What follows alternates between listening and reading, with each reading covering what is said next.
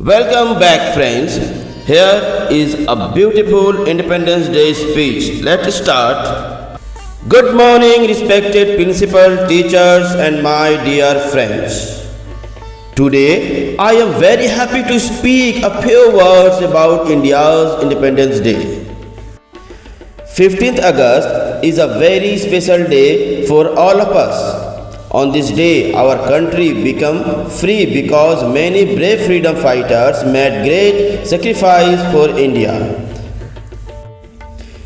Freedom is the most precious gift. We must always love and respect our country.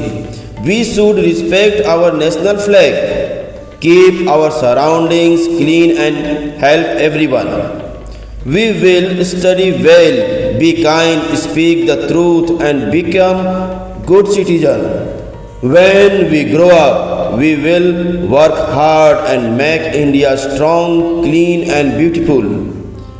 Let us all promise today. I will love my India. I will study hard. I will respect everyone. I will make my country proud.